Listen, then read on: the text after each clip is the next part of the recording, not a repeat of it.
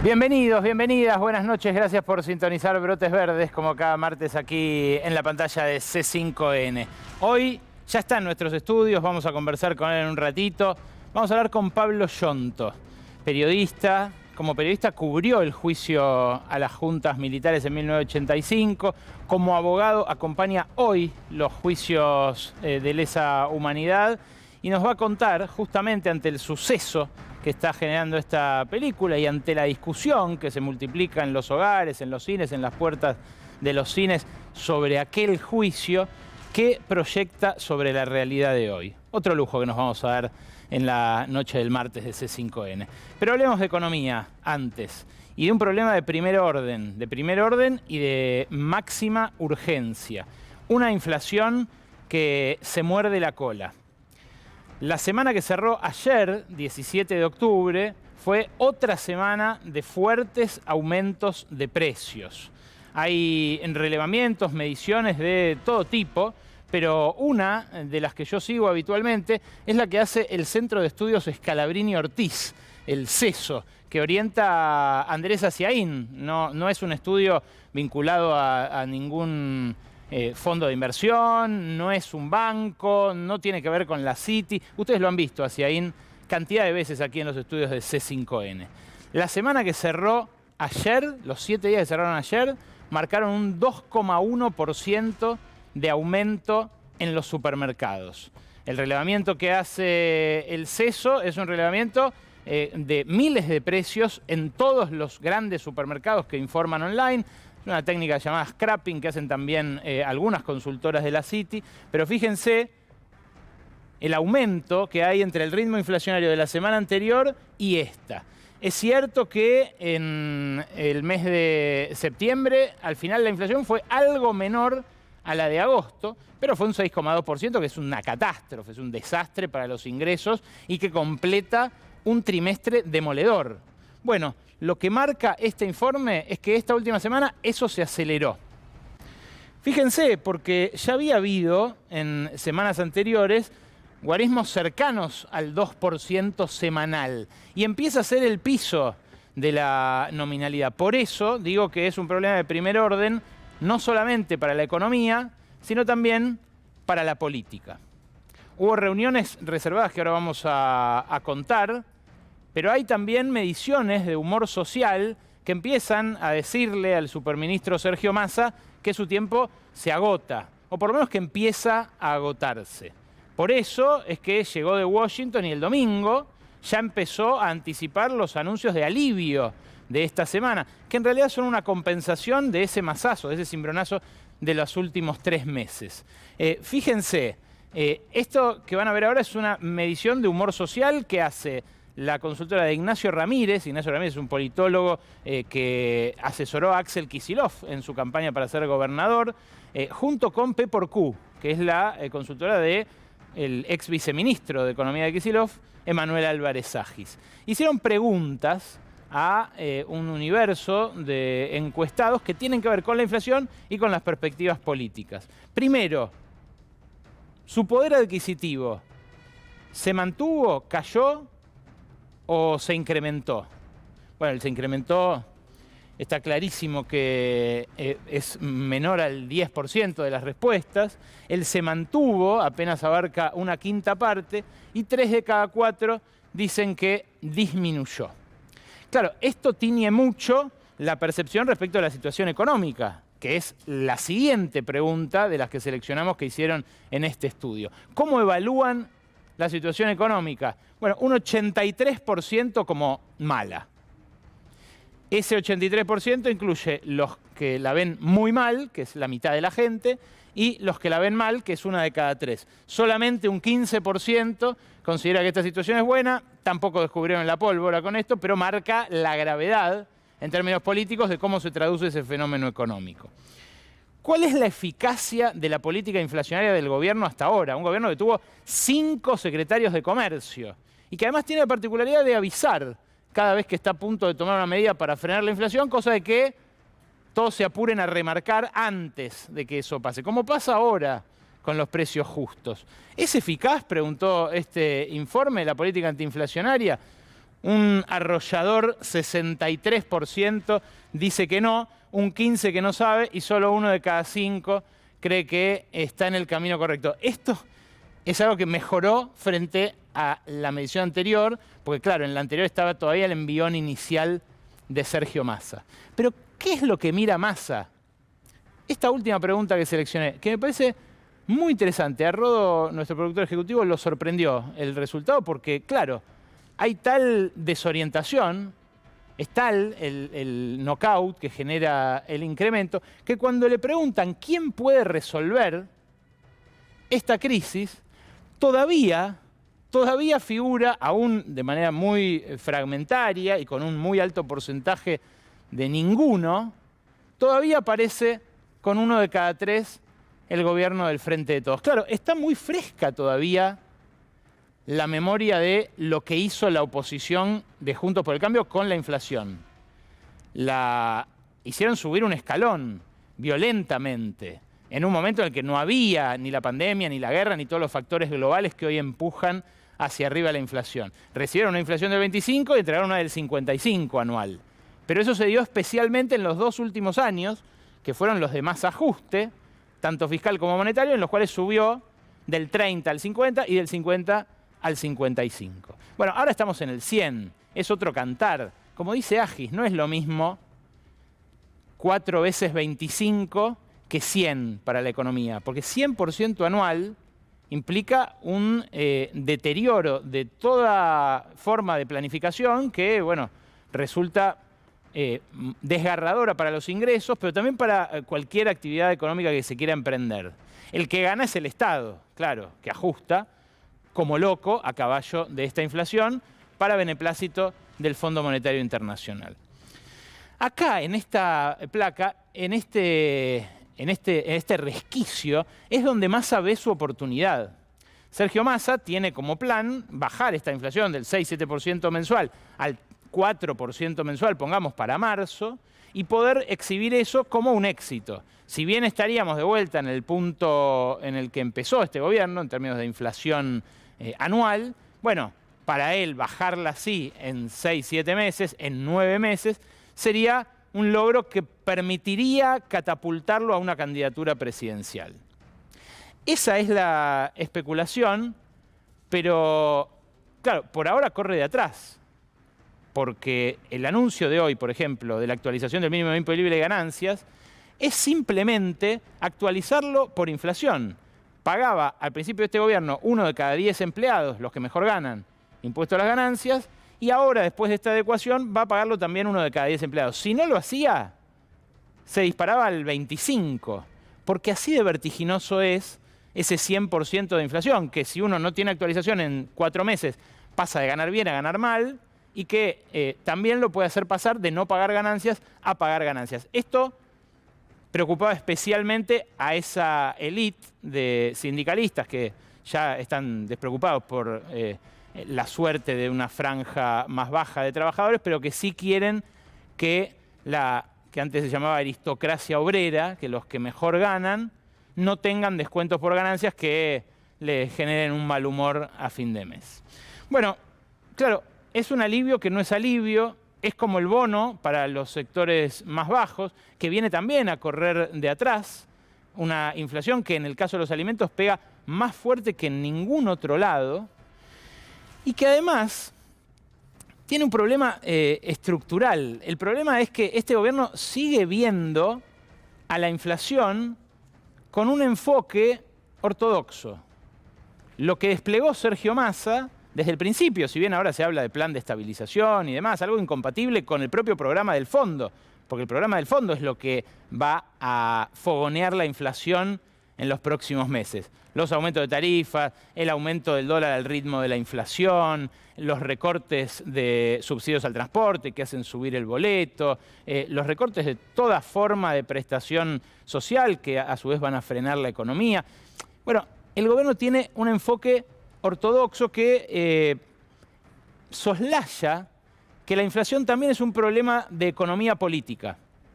Una puja, una disputa que se expresa en la forma de una disputa precios y salarios, pero que en realidad esconde una disputa entre ganancias y salarios. Y lo que se puso muy de manifiesto en estos 3 meses es que esa puja entre ganancias y salarios está más vigente que nunca.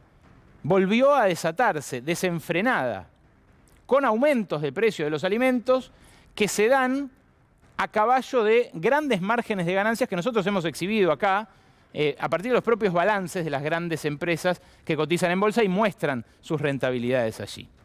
Hay un estudio interesante que salió ayer también del CELAG, el Centro de Estudios Latinoamericanos de Geopolítica, lo hizo Mariana Dondo, que muestra en estos últimos 3 meses lo que subieron determinados productos de la canasta más elemental y el dólar blue.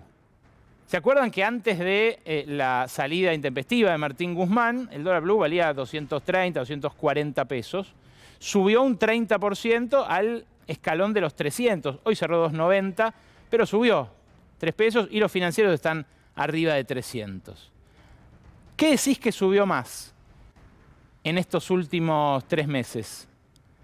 ¿La cebolla o el blue? ¿Qué decís que subió más? ¿Los pañales o el blue? El blue, ¿no?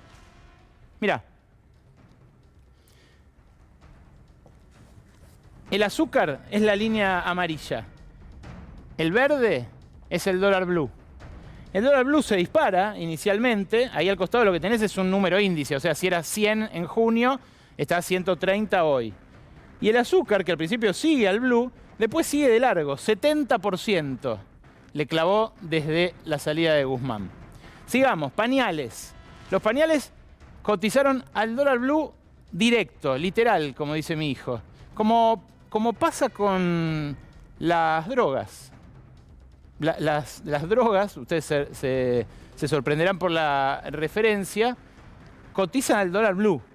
Entonces, cuando aumenta el dólar blue, inmediatamente en esos chats de Telegram que algunos conductores han descubierto recientemente, rápidamente se actualizan las listas de precios.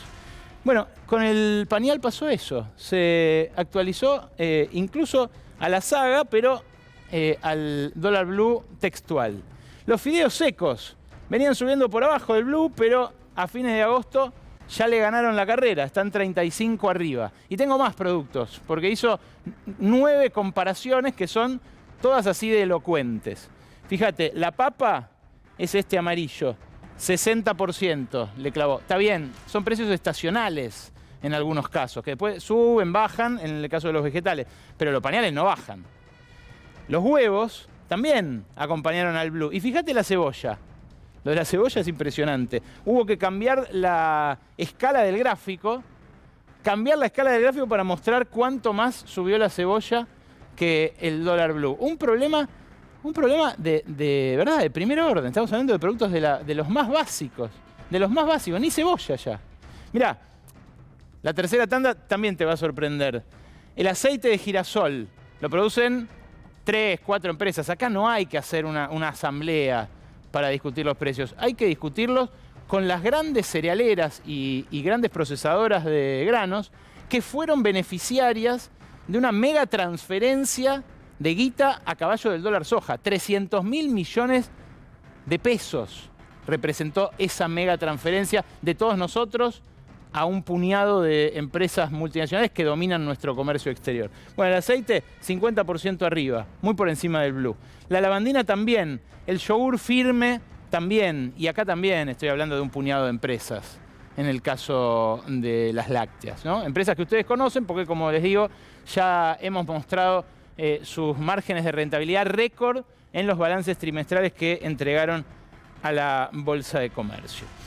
Bueno, siempre lo que se ve es la paja en el ojo ajeno. Lo que todo el mundo piensa cuando un gobierno habla de ajuste es lo van a ajustar al otro. Y la imagen que construyen quienes reivindican el ajuste como práctica permanente de combate a toda forma de inestabilidad y como única forma, además de combate, es que el planero es el otro. Las empresas nunca se ven como beneficiarias de grandes subsidios. Por eso me pareció interesante traerles, por eso y por cómo acabamos de subsidiar a no solamente este puñado de grandes exportadoras y graneleras, sino también a un universo acotado de productores de soja que tenían acopiados los granos en sus silobolsas y que después de extorsionar, como dijo, no es una palabra mía, como dijo el propio presidente de la Nación, durante meses al gobierno, obtuvieron lo que querían. Esa mega transferencia del dólar soja.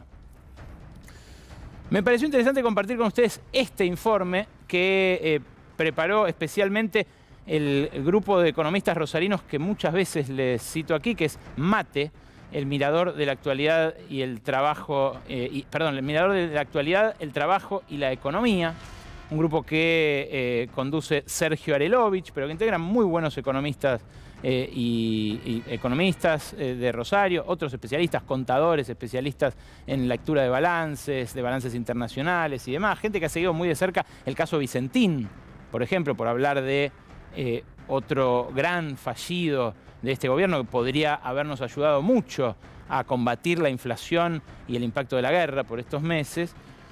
Lo que hicieron ellos fue agarrar la encuesta de grandes empresas del INDEC, la ENGE, la encuesta de grandes empresas que se hace sobre las 500 mayores empresas del país que no son ni bancos ni agropecuarias, y midieron cuánto de sus ganancias está explicado por subsidios contenidos en el presupuesto.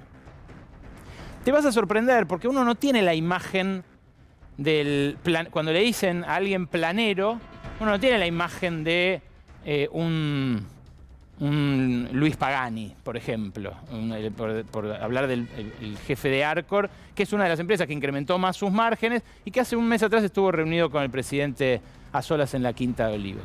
Fíjense, de estas 500 grandes empresas, acá lo que ves es cuánto de sus ganancias está explicado.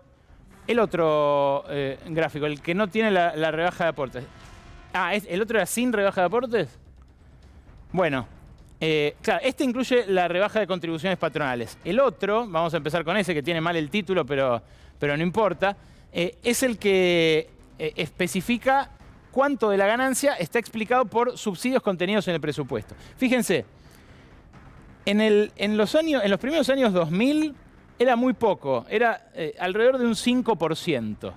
Es esta línea baja que se ve ahí, ¿no?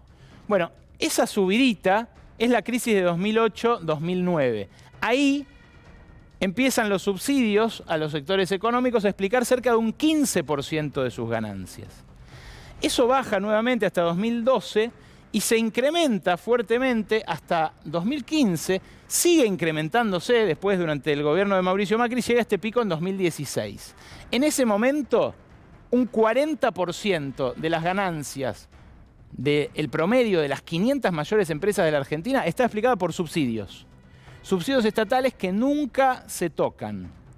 Y esto incluye desde subsidios por rebaja específica de impuestos en planes especiales, contribuciones para el pago de salarios, rebaja especial de aportes patronales en algunos casos, pero después baja eso hacia 2017-2018 y vuelve a subir con la pandemia.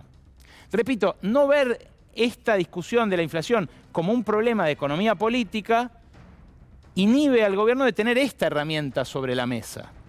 En situaciones, por ejemplo, como el desayuno que tuvo ayer el presidente con algunos asesores junto a Daniel Funes de Rioja, el presidente de la UIA y de la COPAL, preside las dos entidades, Funes de Rioja. Funes de Rioja, como decían mis compañeros, se resiste a cualquier forma de intervención del Estado sobre los precios.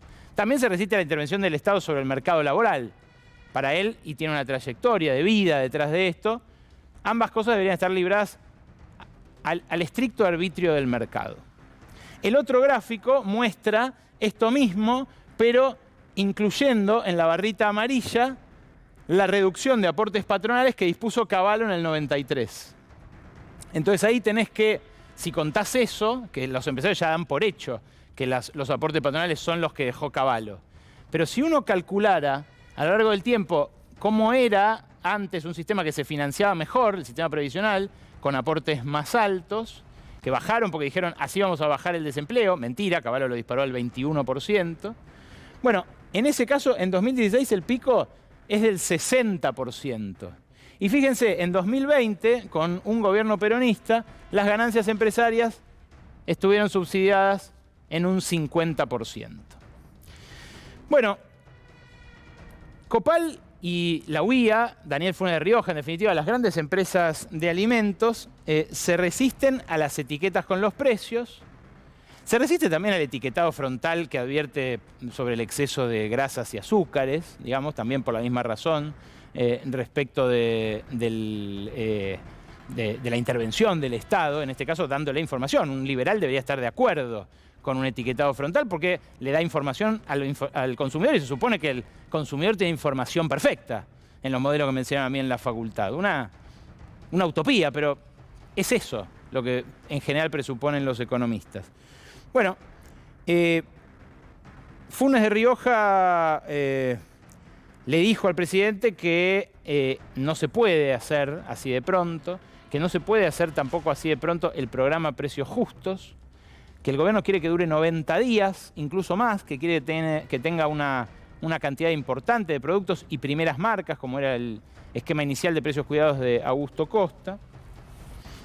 Pero, mientras tanto, avala ese sector de la economía el enfoque ortodoxo de Sergio Massa para bajar la inflación. Se vio en el coloquio de IDEA la semana pasada, hubo voces de empresarios muy importantes como Marcos Bulgeroni diciendo estamos mucho mejor que cuando asumió Sergio Massa. Y esa también es la rendija que ve el superministro plenipotenciario para colar su candidatura presidencial el año que viene. Diga lo que diga en público ante las cámaras. Pero los problemas del enfoque ortodoxo, o sea, ajustar para frenar la inflación, son dos. Uno es que no funciona, ¿no? Como decíamos, Macri ajustó a lo loco, tuvo una inflación récord en 30 años. Ahora tenemos una inflación récord en 40. El segundo problema del enfoque ortodoxo es que cada vez le piden más. Como le pasó a Grecia en su experiencia agónica con el Fondo Monetario. 10 años de ajuste, 25% de caída del Producto Bruto, un 10% de la población abandonó el país. Bueno, el ajuste que hay contenido en el presupuesto es muy severo, pero le van a pedir más. Fíjate, este es el rubro más cuantioso, las prestaciones sociales. En pesos constantes del año que viene, le están recortando las prestaciones sociales 1,5 billones de pesos. Fíjate, tenemos en el montón más grande, en el rojo, tenemos las prestaciones de la seguridad social. Dentro de ahí, por ejemplo, está la tarjeta alimentar, que se comprime un 24% en términos reales en el presupuesto. Tenemos en las del medio, en las amarillas, a las asignaciones familiares. La AUH y el salario familiar se ajustan un 15% en términos reales, con la inflación que presupone el presupuesto. Puede ser más. Si es más, va a ser peor el ajuste. Pero si es el que dice Massa, es del 15%. Esto es dato de la Oficina del Presupuesto del Congreso, súper seria y también insospechable de cualquier atisbo de oposición, de macrismo, lo que sea. En este rubro también está incluido el ajuste del plan Progresar, 23% abajo. Claro, la asignación por hijo, el salario familiar, se actualizan en función de la inflación, indirectamente, sea por el salario mínimo, sea por la inflación, por su índice propio. Ahora, lo que prevé este presupuesto, por ejemplo, es que no va a haber pagos extra el año que viene, de ningún tipo. Y esto es lo que exige el fondo que se cumpla a rajatabla. Massa estuvo al pasar con Kristalina Georgieva. Kristalina Georgieva había recibido a solas a la ministra Batakis en su breve interregno del mes de julio. Con Batakis, a diferencia de con Massa, Kristalina estuvo como 40 minutos a solas. Y ahí se dio un diálogo inquietante. Inquietante. La jefa del Fondo Monetario le dijo en un momento a la entonces ministra: las jubilaciones tienen que ser para los más vulnerables. La ministra, había una intérprete allí, y la ministra le dice, bueno, estamos de acuerdo en eso. Kristalina sonríe, como nerviosa, diciendo, ah, sí, estamos de acuerdo. Y ahí la ministra termina de escuchar la traducción.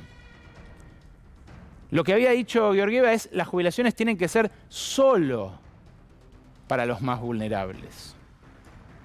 Y este es el espíritu que deja leer el informe de 109 páginas del Fondo Monetario, el Staff Report que acompañó la aprobación de las metas del segundo trimestre, donde el fondo habla abiertamente de una reforma previsional que imagina va a ser el próximo gobierno, pero que por las dudas ya le va exigiendo al del Frente de Todos.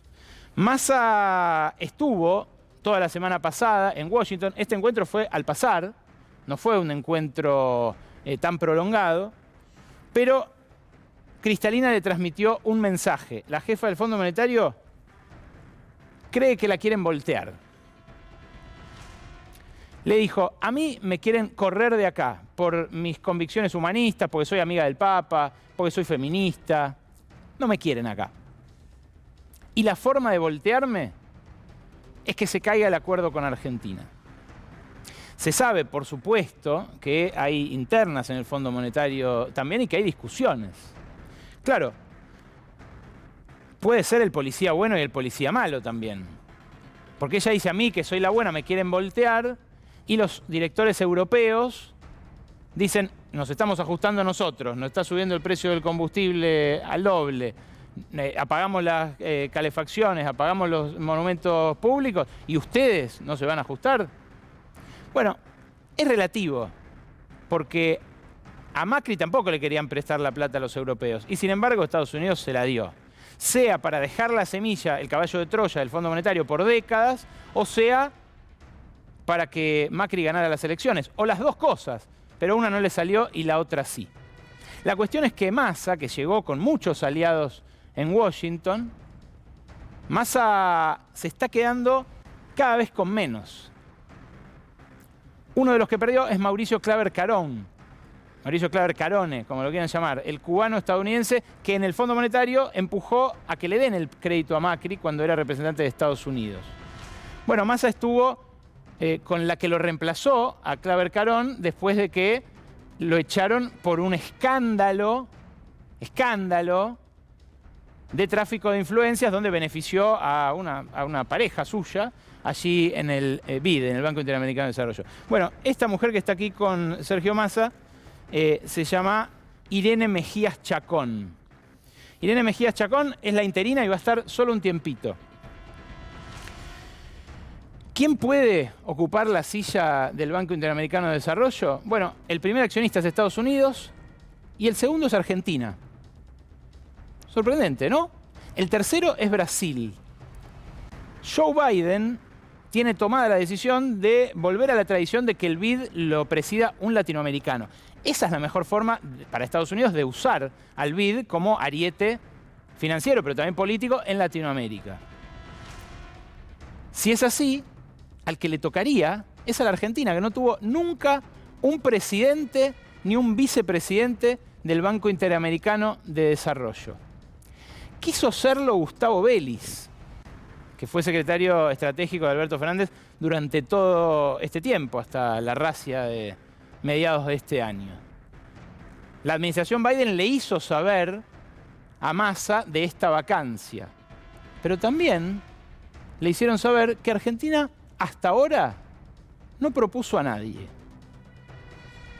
¿Será porque las urgencias de la hora tapan una preocupación que puede ser accesoria, como quien preside el Banco Interamericano de Desarrollo? ¿O será que las internas llegan hasta ese punto y que albertistas, cristinistas y masistas no pueden ponerse de acuerdo ni locos en quién poner al frente del BID, que podría ayudar a dar el combate en Washington contra las imposiciones del Fondo Monetario? Me da la sensación de que en algún momento lo vamos a saber. Pero sospecho, a partir de este dato, que la dirigencia política, aun cuando le pide a la sociedad cada vez más sacrificios para evitarle sacrificios ulteriores, se sigue dando el lujo de un festival de internas inacabable. Bienvenidos, bienvenidas. Así arrancamos Brotes Verdes.